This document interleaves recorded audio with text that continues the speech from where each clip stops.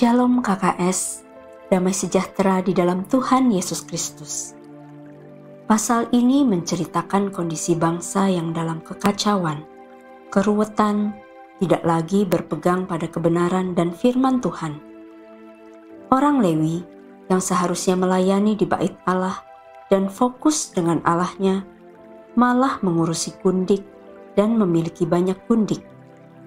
Mereka mulai mendengarkan suara hatinya sendiri, tidak ada tuntunan Tuhan bagi dirinya. Dikisahkan seorang Lewi yang seharusnya pulang, tetapi ditahan oleh orang tua gundiknya, sehingga menimbulkan 3 kali penundaan pulang, sampai akhirnya menyerahkan gundiknya untuk dilecehkan, kemudian mati dan dimutilasi. Hakim-Hakim 19 ayat 30. Dan setiap orang yang melihatnya berkata, hal yang demikian belum pernah terjadi dan belum pernah terlihat sejak orang Israel berangkat keluar dari tanah Mesir sampai sekarang. Perhatikanlah itu, pertimbangkanlah, lalu berbicaralah. Kita memetik pelajaran mengenai penundaan. Artinya, jangan menunda-nunda pekerjaan.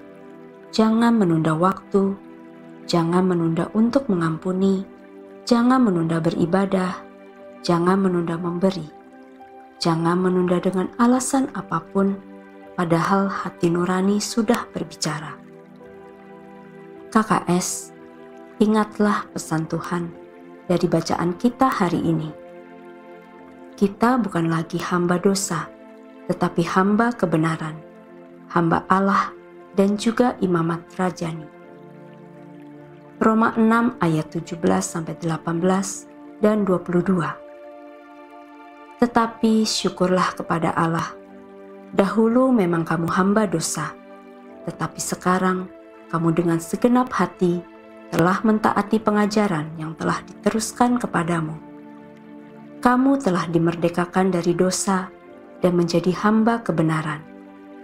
Tetapi sekarang, setelah kamu dimerdekakan dari dosa, dan setelah kamu menjadi hamba Allah, kamu beroleh buah yang membawa kamu kepada pengudusan, dan sebagai kesudahannya, ialah hidup yang kekal. 1 Petrus 2 ayat 9-10. Tetapi, kamulah bangsa yang terpilih, imamat yang rajani, bangsa yang kudus, umat kepunyaan Allah sendiri, supaya kamu memberitakan perbuatan-perbuatan yang besar dari Dia, yang telah memanggil kamu keluar dari kegelapan kepada terangnya yang ajaib. Kamu yang dahulu bukan umat Allah, tetapi yang sekarang telah menjadi umat-Nya, yang dahulu tidak dikasihani, tetapi yang sekarang telah beroleh belas kasihan. Kisah tentang seorang Lewi yang memiliki gundik ini menjadi peringatan keras bagi kita. Segera tinggalkan pil dan wil yang kamu pelihara. Karena jika tidak, iblis akan membuat hidupmu semakin jahat dan tidak lagi memiliki hati nurani.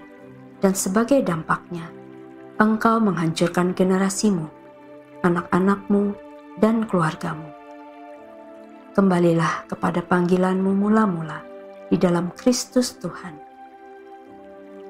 KKS, jika kita membaca pasal-pasal sebelumnya, kita akan paham kenapa akhirnya terjadi perang saudara. Itu diakibatkan karena ketidakjujuran Imam Lewi yang tidak berterus terang bahwa ia menyerahkan gundiknya untuk dilecehkan oleh orang Benyamin. Di satu sisi, orang-orang Benyamin tidak mau mengakui bahwa moral saudara-saudaranya telah rusak. Seandainya dua pihak mengakui kesalahan, maka tidak akan jatuh banyak korban, sehingga terjadi perang saudara di antara bangsa Israel. Malahan suku Benyamin juga membunuh suku Yabes Gilead yang datang di Mispa untuk mempersembahkan korban. Mereka juga menculik perempuan-perempuan Israel yang sedang menari-nari pada perayaan di Silo. Kebejatan dan ketidakteraturan hidup yang terjadi di antara suku Israel menimbulkan perang saudara. Dari sini kita belajar bahwa keruwetan hidup terjadi ketika kita tidak hidup dalam terang firman Tuhan dan cenderung menyalahkan orang lain, serta terus-menerus membuat keputusan-keputusan yang emosional tanpa dasar firman Tuhan. Hari ini, banyak orang mengalami keruwetan hidup akibat keputusan-keputusan yang salah dan berdampak pada kehancuran hidup. Kabar baiknya adalah, jika kita mengalami kehancuran, berada dalam lembah kehancuran, cukup mengakui kesalahan di hadapan Tuhan dan terimalah pengampunannya. Karena Tuhan Yesus berkata, "Akulah pintu yang akan memberikan kepadamu jalan keluar, sebab dialah jalan." Jangan pernah gengsi untuk mengakui kesalahan. Berdamailah dengan sesamamu, dengan Tuhanmu, dan ikuti petunjuknya melalui firman yang engkau baca dan renungkan. Hakim-Hakim 21 ayat 25. Pada zaman itu tidak ada raja di antara orang Israel. Setiap orang berbuat apa yang benar menurut pandangannya sendiri. Yohanes 10 ayat 9. Akulah pintu. Barang siapa masuk melalui aku, ia akan selamat, dan ia akan masuk dan keluar dan menemukan padang rumput. Yohanes 14 ayat 6. Kata Yesus kepadanya, "Akulah jalan dan kebenaran dan hidup. Tidak ada seorang pun yang datang kepada Bapa kalau tidak melalui aku." Jika kehidupanmu ruwet, periksalah kembali. Adakah terang firman Tuhan di dalamnya? Apakah hanya dibaca saja tanpa dilakukan? Mari, akui kesalahan dan mulai berjalan dalam terang firman Tuhan. Jangan segan untuk mengevaluasi kemajuan hidup setiap 3 bulan.